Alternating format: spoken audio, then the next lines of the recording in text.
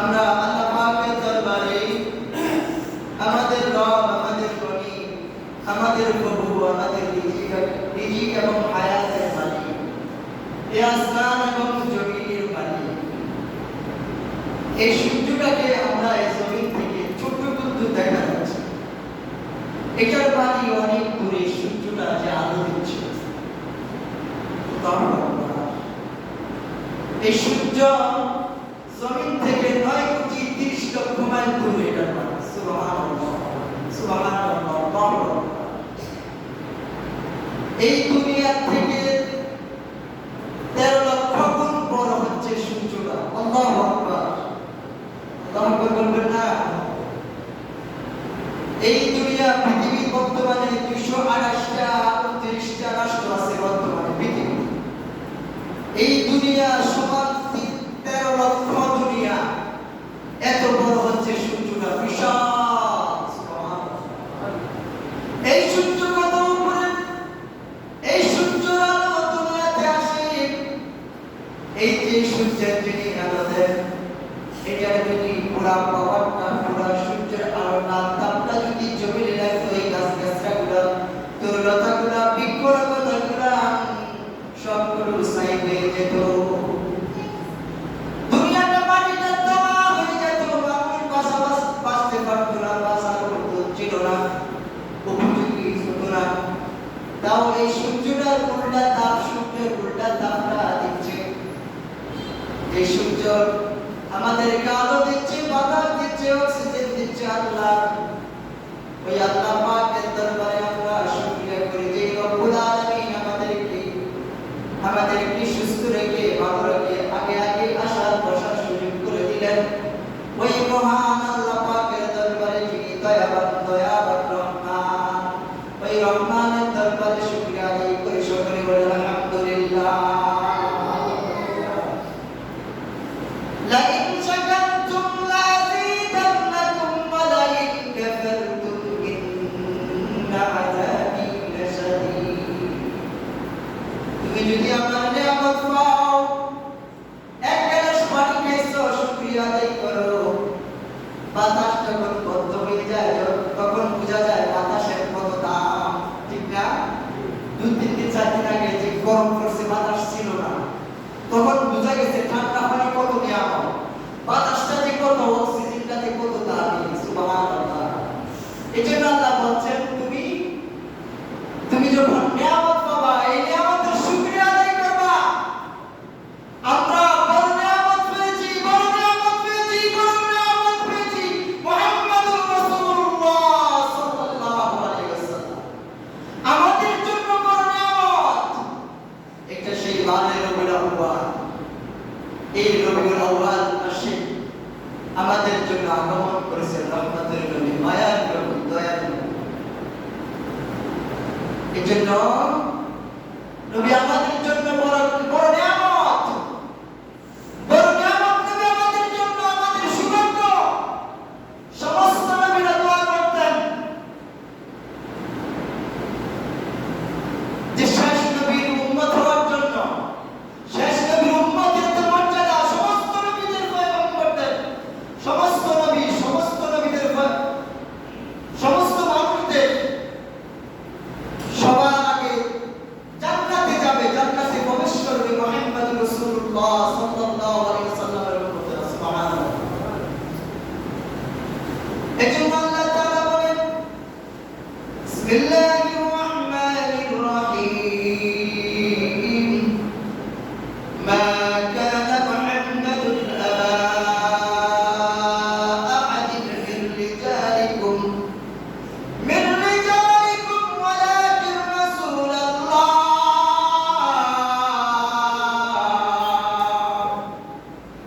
খাতামান নাবিয়্যিন ওয়া কানা আল্লাহু বিকুল্লি শাইইন আলীমা।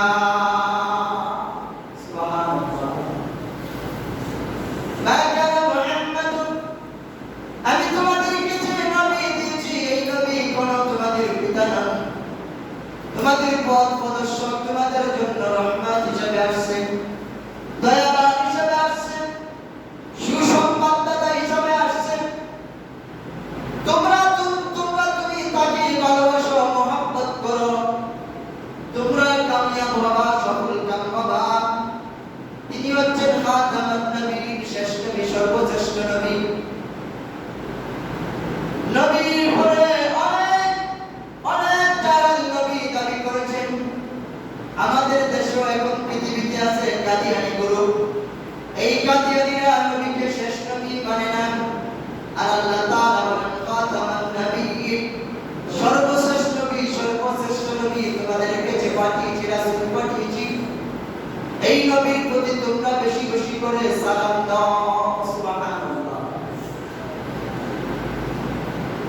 আজকের আলোচনার বিষয় দরুদ।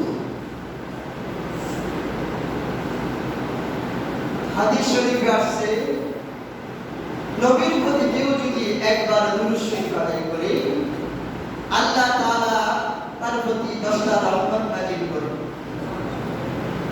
সবাই তো বলেন না, আল্লাহ তাআলা তার 10টা গুনাহ মাফ করে দেয়, সুবহানাল্লাহ। তার আমলনামায় 10টা নেকি লেখা হয়, সুবহানাল্লাহ।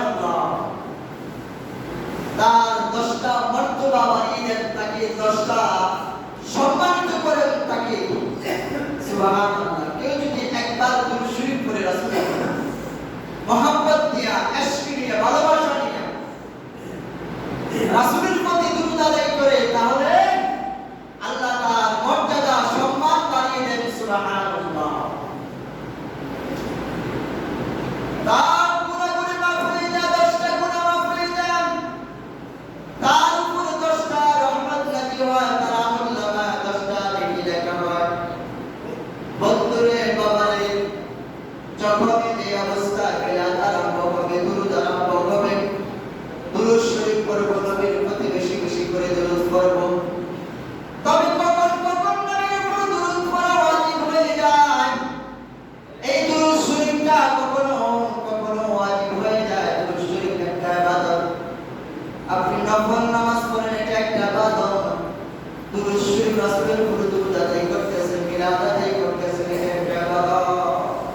এই দুরূদের বিনিময়ে আল্লাহ তাআলা আপনাকে নাজাত করে দিবেন, মাফ করে দিবেন, আল্লাহ আপনাকে জান্নাতবাসী করে দিবেন, সুবহানাল্লাহ।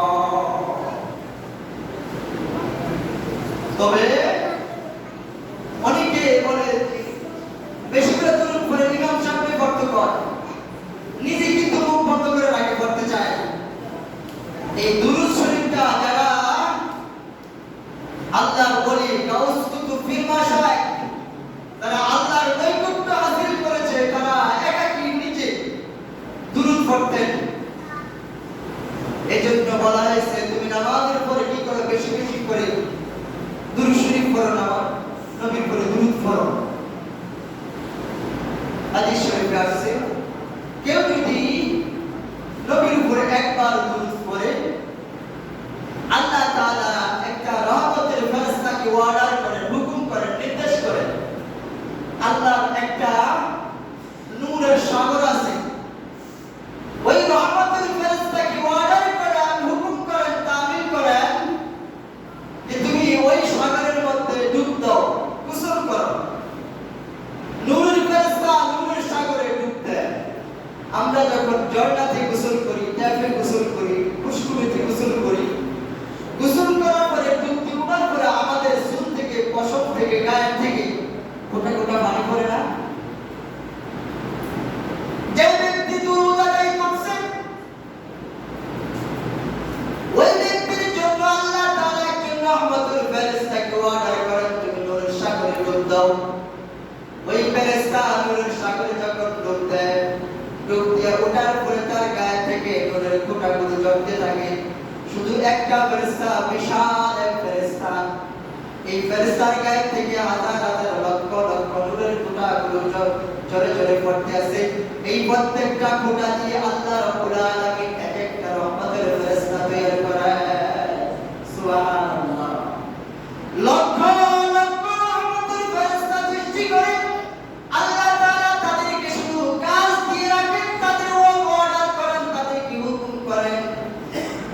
আমার বন্ধুর যে আশেক, এই উম্মত, আমার যে বান্দা আমার বন্ধুর উপরে দুরূদ আদায় করছে, ইখলাসের সহিত, ইখলাসের সহিত, গুরুত্ব সহকারে, মহব্বতের সহিত দুরূদ আদায় করছে, তোমরা কিয়ামত পর্যন্ত তার উপরে দুরূদ, তার উপরে রহমত কামনা করতে, মাগফিরাত কামনা করতে থাকো, সুবহানাল্লাহ। এজন্য দুরূদ পড়তে কি মুখ বন্ধ করে রাখবো? একবার দুরূদ পড়লে আল্লাহ তাআলা হাজার হাজার লক্ষ লক্ষ রহমতের ফেরেশতা সৃষ্টি করে বানিয়ে তৈরি তাদেরকে হুকুম করতে পারে, ওই বান্দার উপরে, আমার বন্ধুর আশিকের উপরে তোমরা কিয়ামত পর্যন্ত মাগফিরাত, নাজাত, রহমত কামনা করতে থাকো তার জন্য, সুবহানাল্লাহ। হাদিস শরীফে আসছে, আল্লাহর এক বান্দা সিরিয়া থেকে হজ করার জন্য রওনা দিয়েছে। তার সন্তান আছে। সৌদির কাছাকাছি দুবাই আসছে। আসার পরে রাত্র হয়ে গেছে। এশারের নামাজের পরে আল্লাহর এই বান্দা মারা গেছে। হজের কাফেলা, তাদের সাথে হজের কাফেলা আছে, অনেক লোক আছে। দেখা গেল আল্লাহর এই বান্দা এশারের পরে কতক্ষণ পরে মারা গেছে। মারা যাওয়ার পরে তার চেহারাটা বিবর্ণ হয়ে গেল, কুচ্ছিত হয়ে গেল। দেখার মতো মানুষ দেখলে ভয় পেয়ে যায়, এইরকম চেহারা হয়ে গেছে। তার সাথে তার সন্তান ছিলেন। তার সন্তান দেখে ভয় পেয়ে গেলেন, আর কাউকে চেহারা দেখাচ্ছেন। তার মুখটা পুরা ভরিয়ে ঢেকে রাখছেন, কাপড় দিয়ে ঘোরা দিয়ে রাখছেন, আর বসে বসে কাঁদতে আছে।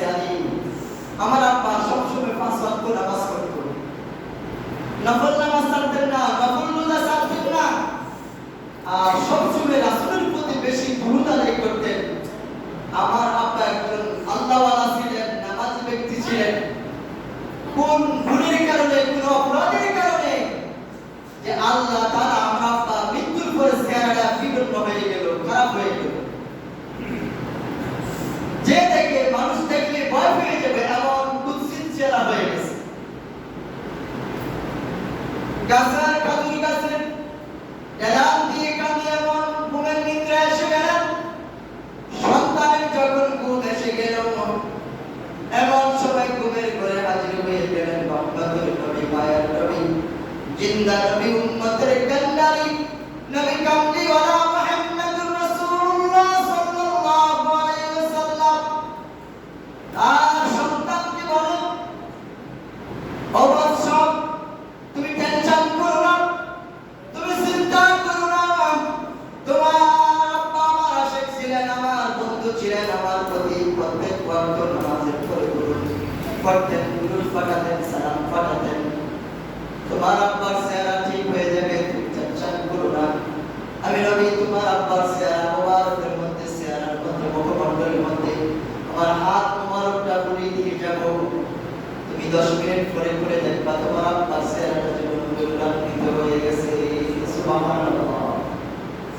কতক্ষণ পরে ওই সন্তানের ঘুম ভেঙে গেল। ঘুম ভেঙে যে নবীজি আমার কাছে আসছেন। কারণ সন্তান আল্লাহওয়ালা, সবার কাছে নবী দেখে না, এরা সবাই দেখে না যে নবীকে দেখে তার জন্য জাহান্নাম আগুন হারাম। নবীর সুরত শয়তান ধারণ করতে পারবে না। আল্লাহু আকবার। সন্তান যখন ঘুম ভেঙে গেল, তখন তাড়াতাড়ি ঘুম থেকে উঠে ওযু করলেন। ওযু করে এসে এই কাপড়টা মুখের থেকে কাপড়টা সরিয়ে দেখে মনে হয় একটা পূর্ণিমা চাঁদ কাটিয়া শুয়ে আছে। সুবহানাল্লাহ, সুবহানাল্লাহ। এই দুরূদের এই ফজিলত আজকে আমাদের দেশে এই মিলাদ দুরূদ নিয়ে আল্লাহ তাআলা বলেন, ইয়া আইয়ুহাল্লাযীনা আমানু, হে ঈমানদাররা, সাল্লু, যে তোমরা কি করো, আমার বন্ধুর প্রতি বেশি করে সালাম পাঠাও, দুরূদ পাঠাও। আমিও পাঠাই। আল্লাহ যখন পাঠায়, আল্লাহর বেলা হচ্ছে রহমত। তার বন্ধুর প্রতি রহমত বর্ষণ করেন, শান্তি বর্ষণ করেন। আর তার বান্দা নবীর উম্মত হচ্ছে, উম্মতের পক্ষ থেকে যাচ্ছে দুরূদ। সুবহানাল্লাহ। এজন্য আপনি সর্বাবস্থা ব্যবসা করতে আছেন, করেন না সাল্লাল্লাহু আলাইহি ওয়াসাল্লাম। এটা মুক্তসর সংক্ষিপ্ত দুরূদ। দুরূদ শরীফের মধ্যে হাজারো দুরূদ শরীফ আছে। আজকে আমাদের দেশে ফিতনা সৃষ্টি করা হচ্ছে দুরূদ। আপনি দুরূদ ইব্রাহিম পড়েন, সমস্যা নাই কার। যে কোন দুরূদ শরীফ পড়েন, সবচেয়ে মুক্তসর সংক্ষিপ্ত দুরূদ হচ্ছে দুরূদ ইব্রাহিম, দুরূদ সাল্লাল্লাহু আলাইহি ওয়াসাল্লাম। আপনি ব্যবসার ভাগে ভাগে এই দুরূদ শরীফটা পড়েন। আপনি সাইকেল পাশে পাশে হাঁটতে আছেন, রাস্তাতে দুরূদ শরীফ পড়েন। আপনি বসে আছেন, দুরূদ শরীফ পড়েন। আপনি মসজিদে বসে আছেন, গরিব দিকে যাওয়ার দরকার নাই। আমরা যখন মসজিদে নামাজ পড়তে আসি, তখন আমাদের গায়ে আগুন লেগে যায়, গায়ে জ্বালা শুরু হয়ে যায় যে কতক্ষণে নামাজ আরম্ভ হবে, দেরি হয়ে যাচ্ছে, কতক্ষণে বাইরে যাব। রাসূল বলছেন, তুমি মসজিদে আগে আগে আসবা, আর কি করবা, লাস্টে বাড়িবা। এক পার্টি আছে 2 রাকাত পড়ে দৌড় মারে, কার আগে কেডা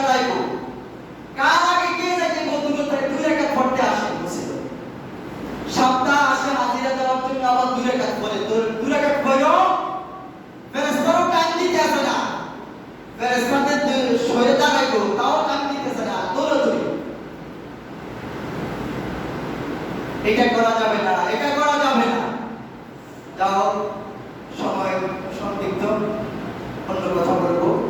আমরা রাসূলের প্রতি রাসূল বলছেন, মান আহাব্বা সুন্নতি ওয়া মান আহাব্বানি ওয়া মান আহাব্বানি কানা মা'ইয়া ফিল জান্নাহ। আপনি দুরূদকে ভালোবাসবেন, এটাও সুন্নাহ। দুরূদ প্রতি আপনি আশিক থাকবেন, মায়া থাকবো, ভালোবাসা থাকবো। যে রাসূল বলছে যে আমার সুন্নাহকে ভালোবাসলো, সে যেন আমাকে ভালোবাসলো, যে আমাকে ভালোবাসলো সে আমার সাথে একই জান্নাতে থাকবে। সুবহানাল্লাহ। আসুন আমরা বেশি বেশি করে দুরূদ আদায় করি। এখন আজকে বারোই রবিউল আউয়াল, দীর্ঘত রাত। আজকে এশারের নামাজের পরে ইনশাআল্লাহ মসজিদে মিলাদ মাহফিল হবে, আলোচনা হবে। এই জন্য তবারকের ব্যবস্থা করা হবে। তবারকের ব্যবস্থা করতে হলে কিছু খরচ আছে। কে আছেন মিলাদের জন্য? নবীর আশিক হই, নবীর মহব্বত হই। আপনি এই উসিলকাল হাসরের ময়দানে কবরে নাজাত পেয়ে যেতে পারেন।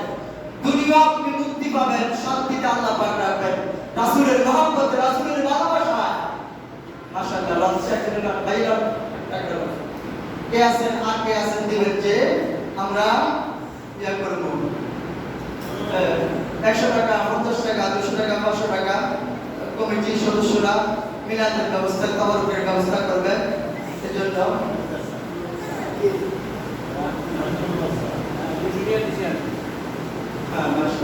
মাশাআল্লাহ, কবুল করুন। কে আছে?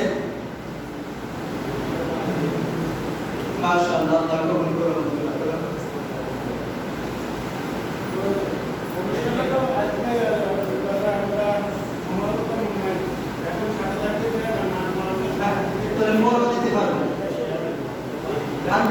দিবেন যে মিলাদের জন্য, আর কে আছে দিবেন তবারকের জন্য।